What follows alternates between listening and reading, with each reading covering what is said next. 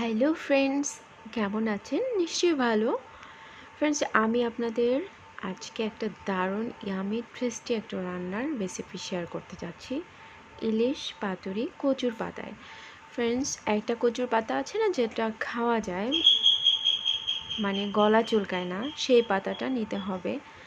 আমি আপনাদের পাতার ছবিটা শেয়ার করব।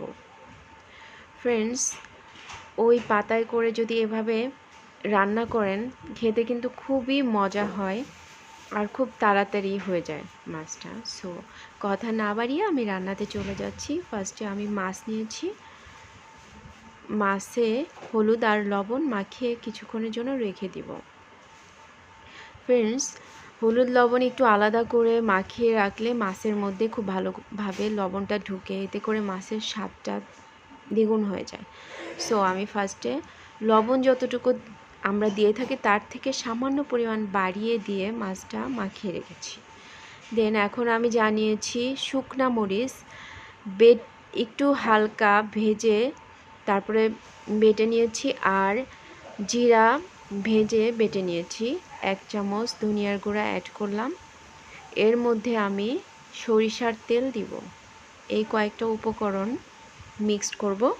ভিউয়ার্স, আপনারা গোটা সরিষা একটু তেলে নিয়ে দেন বেটে এভাবে করলে টেস্টটা একটু বেশি হয়। আপনারা গুঁড়া মরিচও ইউজ করতে পারেন। তো মশলা যে পরিমাণে নেবেন ওই পরিমাণ মতো আরও একটু লবণ অ্যাড করতে হবে।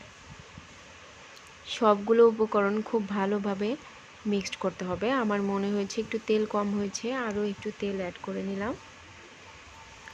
এত দারুণ একটা ফ্লেভার আসছে, যা মানে এখনই মনে হচ্ছে খাওয়া যাবে, এরকম একটা ফ্লেভার আসছে।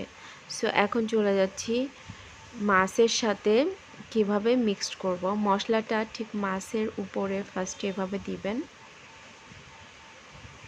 দেখেন কিভাবে দিচ্ছি, মাছে যেন খুব ভালোভাবে মশলাটা লাগে, মানে সব প্লেসেই যেন মশলাটা লাগে। ঠিক এইভাবে আবার উল্টিয়ে উল্টিয়ে মাছে ভালো মতো মশলা মাখাবেন।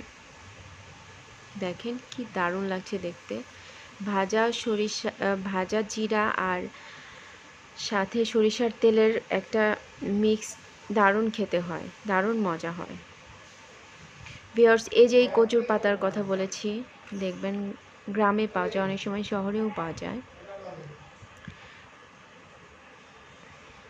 এই পাতার উপরে আমি মাছ দিয়ে দিব। পাতার সাইজ অনুযায়ী মাছ, এতে করে আমার 2 থেকে 3টা মাছ দেওয়া যাবে।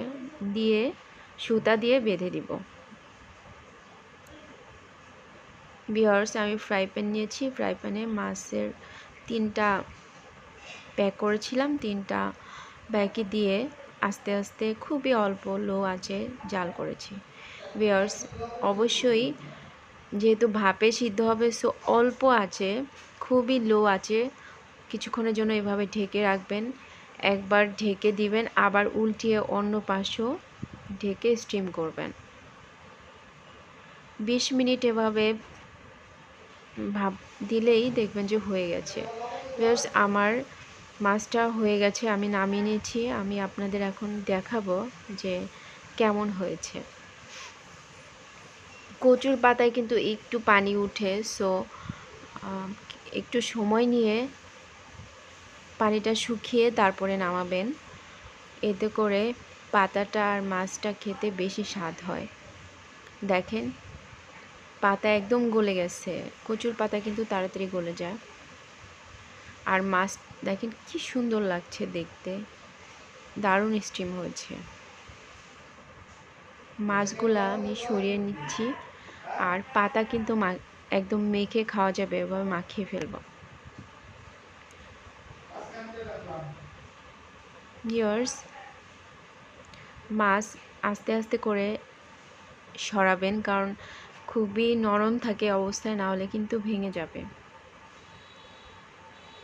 আমি অন্যান্যগুলোও ঠিক একইভাবে সুতা একদম ছাড়িয়ে তারপরে পাতা ভিতর থেকে মাছগুলা বের করে নিয়েছি।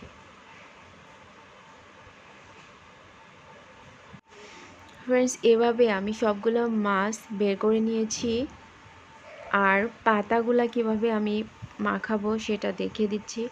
যে পাত্রে আমি মশলাগুলা মিক্সড করেছিলাম ওই পাত্রেই পাতা নিয়ে নিয়েছি এবং জাস্ট আমি একটু সরিষার তেল অ্যাড করব। আর মশলা তো দেয়াই ছিল, একটু লবণ লাগলে একটু লবণ অ্যাড করে নেবেন।